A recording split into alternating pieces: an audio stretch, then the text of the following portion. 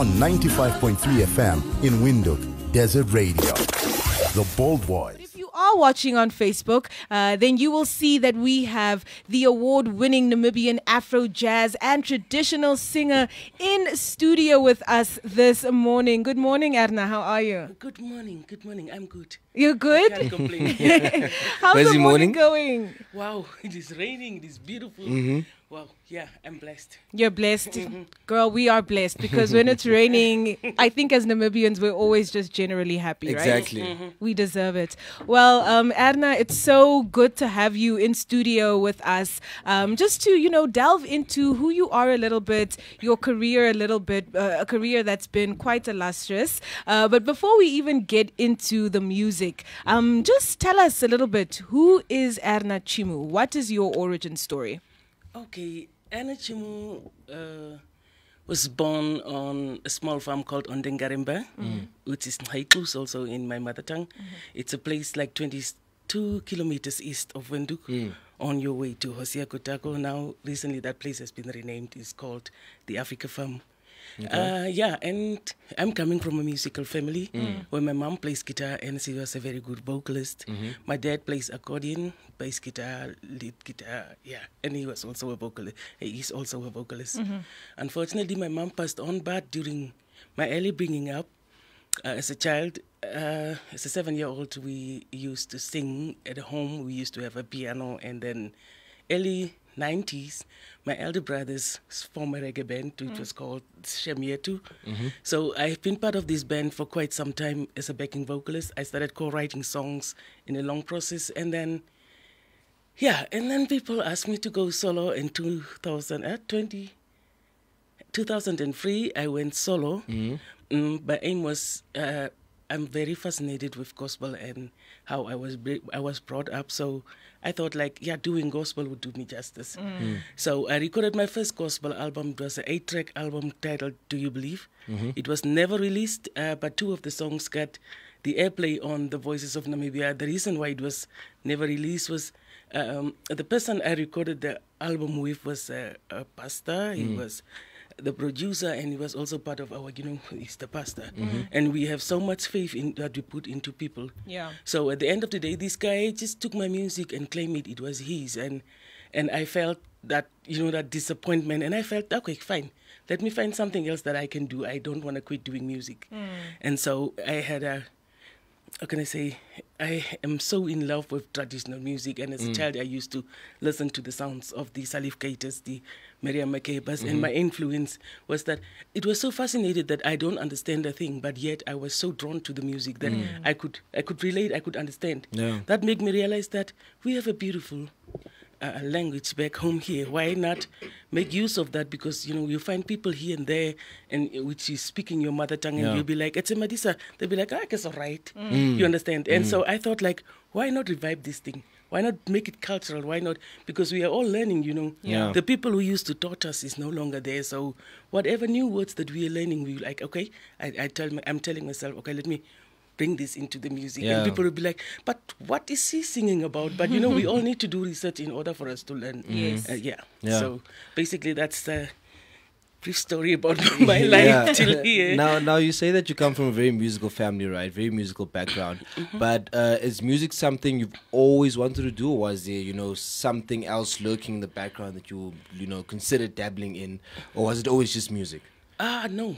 Of course, I wanted to become a medical doctor. I wanted, I had a passion. I wanted to really help people in a way, But due to, my mom had 8 kids, and there was no funds available for me, and the struggle was real then. I had 3 younger siblings, so I had to leave school halfway and then try focusing on what I can do. And one thing led to another. I was as a grade 11 dropout, and I was on the street. I was doing 3 different types of jobs, trying to help keep my smaller, younger siblings in school, and then helping my mom. But unfortunately, she passed on. And then from there on, I think it was during those years that my brothers formed the band, and it was just music. I wasn't doing it for the income or what it brings to me, because I thought I was married, I have my husband, and so I don't need the money, but I wanted to help them also. It was, in a way, how can I say, I was happy doing it. Yeah. Yeah. But there's nothing you regret from choosing that, looking back. The only thing I regret, I would say, choosing the musical part, is the fact that maybe perhaps we put a picture on the CD that makes people aware of who you are. Sometimes you can misbehave. You have so many people. Oh, yeah. Now you're a public figure. You're you a can't public do things you figure want now. to do. Yeah. Yeah. Even if a person steps on your feet, you'll be Yeah. like, okay, no, it's fine. We are okay. Yeah, yeah. Yeah, but otherwise than that, I love music. It makes me, I'm happy. And yeah, and I'm not doing it for the money. Even now, I'm just having these tunes, these crazy tunes in my head. And if I can share them with the rest of the world, if I can share them, doing a recording, full song that people can hear, then I'm happy. Yeah. Then I'm happy. All right. And, your sound particularly, and I think you spoke to this a little bit just now, saying that you wanted to incorporate your tradition, your mother tongue into your music. But your sound has been described as out of the ordinary, right? So when you make your music, what inspires you? What do you draw from? The everyday life, the inspirations I draw from friends, from people, my own personal lives, experiences, things that my friends and people are going through, and sometimes, just the feel. Just the feel? And it's very strange that I don't play any musical instruments. Wow. But I do compose all my music with the sounds and stuff. I don't know how. I must just say I'm fortunate. It's a gift. Yeah. Yeah. Yeah, it's just in your blood at this point. Now, speaking on that, saying that you use, everyday experiences, how would you say your music speaks to, the struggles of the everyday Namibian, or I guess Namibian music in general? Do you think it actually does speak to, the real experiences, the everyday experiences and struggles of the average Namibian being? Yeah, not just Namibian, but, problems and things that we are facing with in a community that many people are scared to address, be it that it is an HIV thing, or be it that domestic violence and abuse amongst women. Sometimes, the traditions and the way we've been brought up are playing a very crucial role into women not wanting to break away from abusive relationships, whereby the man is the provider, is the head of the house, and she cannot take the problems of a bad outside, and that stigma, that thing that is there, and for many people it is, for many women it is a struggle, because sometimes she just doesn't know where to go. But through my music, I am educating them, telling them that there is help, because sometimes it's not just the fault of the other person, it is the way this person also has been brought up, and those are the things that maybe before you get married you didn't take time to address. And because sometimes in most relationships, when a guy starts slapping you, you just said, no, you apologize, it's okay. But it is not okay. There are places that people can go to and to get therapy and to get help, so this guy can talk about this the way he was brought up. Maybe perhaps that's the way he saw, and which he think it is right. His parents were abusing the next person, and that's the only way he knows. And that's the way now he's coming to you. And for you to tell the guy no, it starts with you. You must say, no, this is wrong. But sometimes we accept that in that tradition, and then the pressure from the friends, and then sometimes we're scared to, what if I work out, what will people say, what will the public say about me, and, and etc. Then there we have the HIV and AIDS awareness songs, like Soretere. This song is about, sometimes as women, we take, how can I put it, we rely so much on the taxi money that we are having, or on the friend that took you along to this whatever disco or whatever thing that you have to. And sometimes you rely on the fact that I have my own taxi money, I can go. But it's a drunk man's word against a sober person. If you get involved into this thing, and you can get infected. You can stay away from places that you can't handle yourself, or you are not able to. As a woman, we are the weaker vessels, so we are not in the position to really defend ourselves when we are in that position. So I am advising in my music, through music, that I'm telling them, it is better to be safe. Make sure if you get there, go home early. Take somebody with. Don't go out there to drink somebody else's money, because there's expectations attached to that. Yeah. So I think I use the musical platform not for just entertainment purposes, but my main aim is to help educate women through not what I know, but what I've seen in life. And I think that if I cannot change the mindset of all the women, but I think if I can change one, if I can help one, she would be able to help another. And I have had so positive responses from people from Facebook calling me up personally that are forever grateful for the advices that I've given them. There were people that were at the verge of being suicidal, and there were other women that I have referred to and that have seek help and that has been helped by other organizations and so on. So I think as musicians, we are also part of community workers. And so I think we should make use of this platform in a positive form. Absolutely. Do you think that other Namibian artists generally are perhaps doing the same thing, you know, as you are, educating through music? Yeah, because I think we are all role models, and whatever it is, I think we should use the platform for a positive gain, for community encouragement, development, everything. So, but then again, it's all about what they are having to share with the world. So one cannot dictate them and tell them that, no, you need to only do this. While in the meantime, there's somebody else saying, okay, let's get the alcohol, let's drink, or let's do this thing, and etc., etc. You know, we differ from artist to artist based on our experiences, based on where we want to go. But at my age, I have seen a lot, and I just don't see the need of competition, the need of wanting to distract somebody to reach his goal by discouraging somebody, because at the end of the day, we are in this world. If we cannot uplift or encourage the next person, then I think we better not talk about it. And now, Erna, just to shift over to look at like your experience in the industry, right? You've been doing this for quite some time, and now as we're celebrating 32 years of independence on Monday, talk to us about 32 years of the Namibian music industry. Do you think it has developed enough? Have you seen growth, changes? Just talk to us about what you've perceived of the industry over the years. As she chuckles there.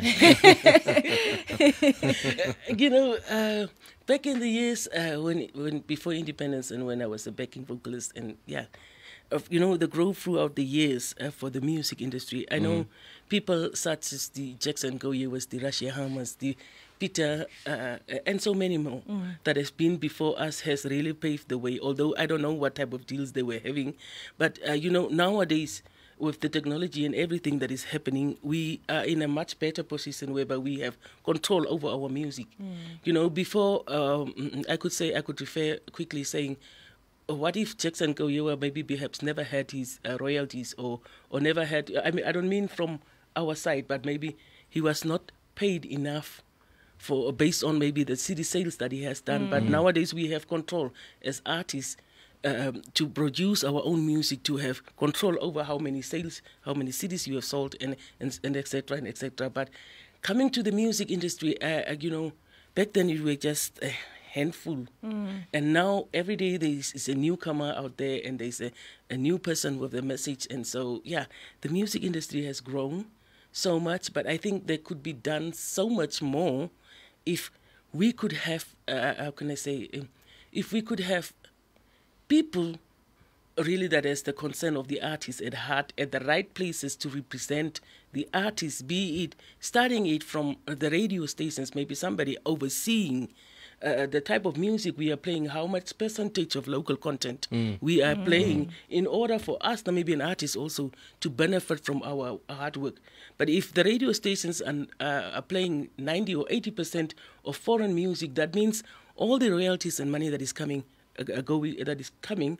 is going to those artists that which is not Namibian. And at the end of the day, our artists, we will be working next to our shoes. And then you would say, yeah, but this person has been doing so much great music. How come this person is like that? But, we don't have people that are overseeing these things to make sure that all these mechanisms are in the right place. Be it that not just the radio stations, maybe the music promoters, to give equal chance to all the genres, maybe perhaps, and not just considering backtrack artists and also considering live bands, and then not just live bands, but you see at the different type of genres that we are having. So that way we all have an equal share into the music industry. But so far, from 32 years now into the music industry, I will say it has been a great journey. And we're still learning though.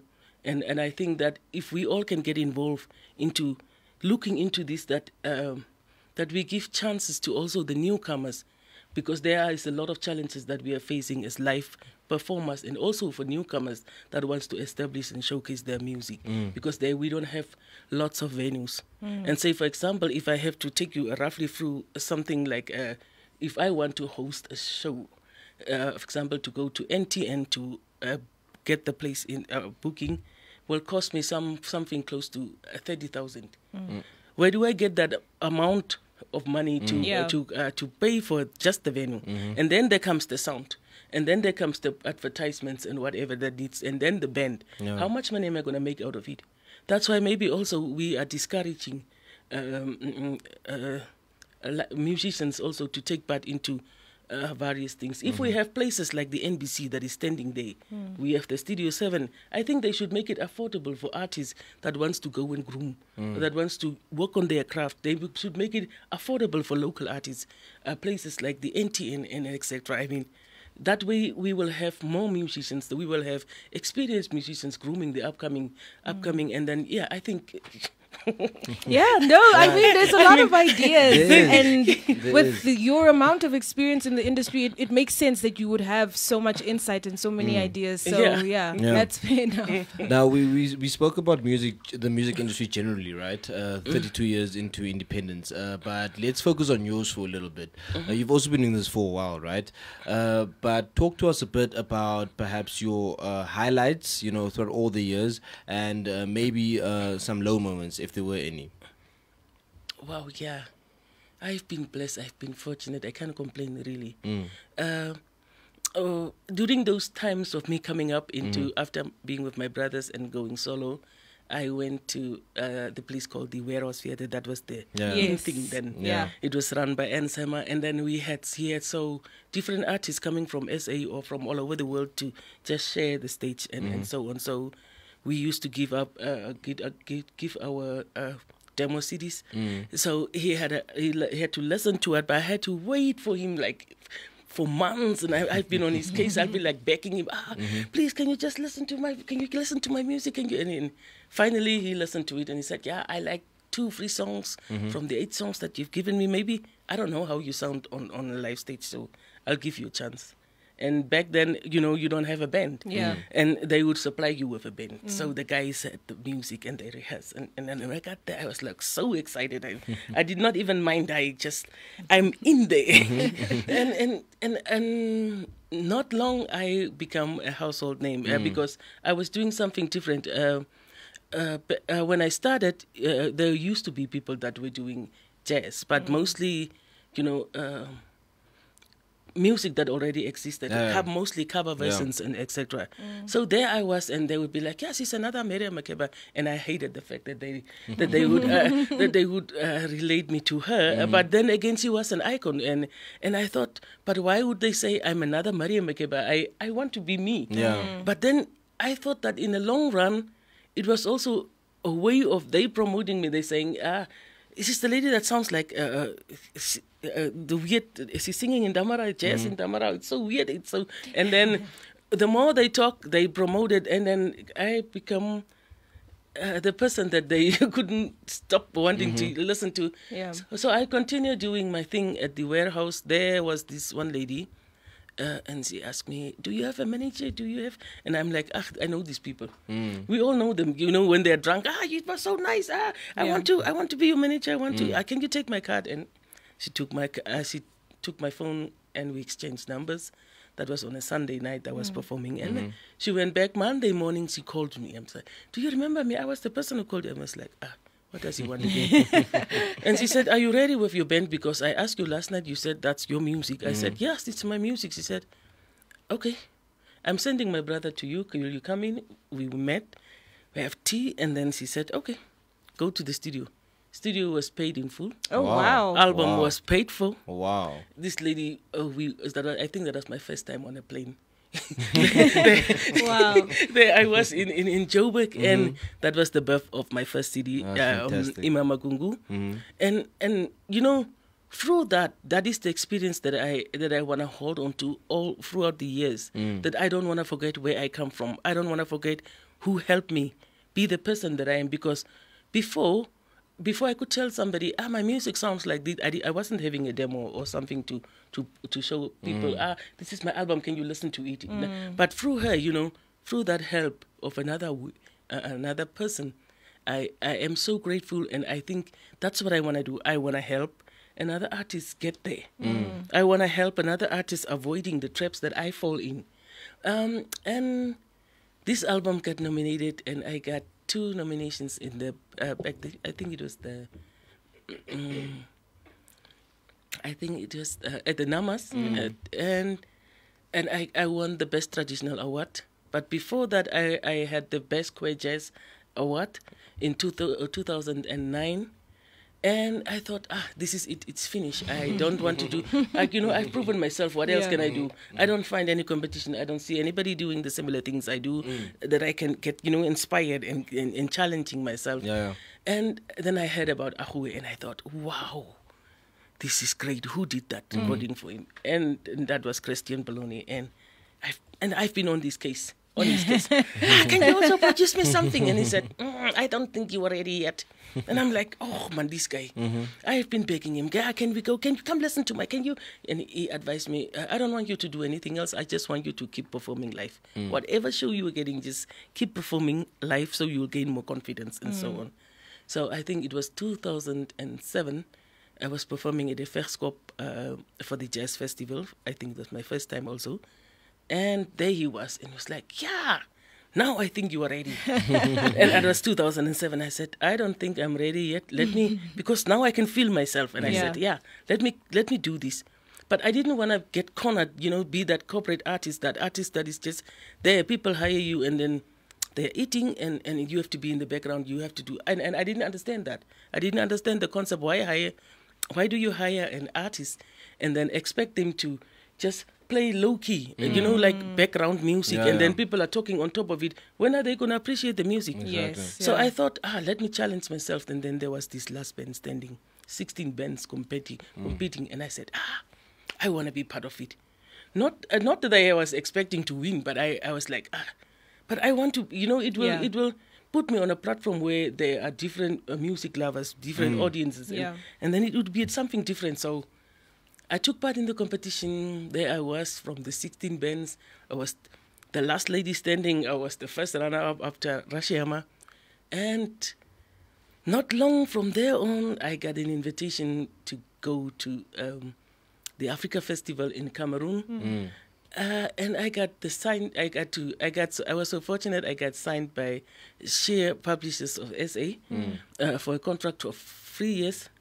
For that first album of mine, and then coming back, I did my second recording, and with Christian Baloney, the album Heiserute, which got 4 nominations, and I won 3 of them, including the Best Female Artist of the Year. And then from there on, I've been to, I've been to Sweden, I've been to Finland, just doing music, and I would still love to share and learn more, learn from other artists, outside and also inside back home, because we've got great talented artists here as well.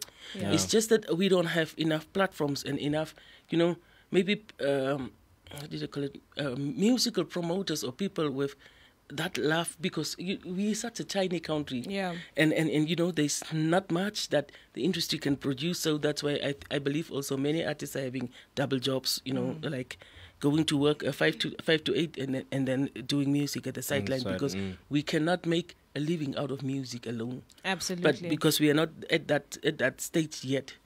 What else? And I have shared the stage with my icon, Salif Keita. I had to meet him, Hugh Masekela, Vusi, Lira, Freshly Ground, so many great acts, including people from, Cape Verde, so many great artists. So many great artists, So great. really, mostly just highlights, Yeah. despite the challenges, because there are always challenges. Yeah. Just highlights. Yeah. Many Great stuff. highlights. Because I believe when I was a backing vocalist for my brothers, they said, you cannot go out there. It's a tribal world and you won't make it and it's not going to happen for you. And I said, no, let me go out there, make my own mistakes, learn from that. And that's what I want to encourage anybody else that wants to go out there. If you have the vision, you have the desire to want to go somewhere, regardless, make many mistakes as you can, fall, rise, go. Go. Absolutely. Well, Erna, thank you so much for joining us this morning and just sharing your life, your career, your love for music with us. It really has been a pleasure. Thank you so much. Thank you for having me.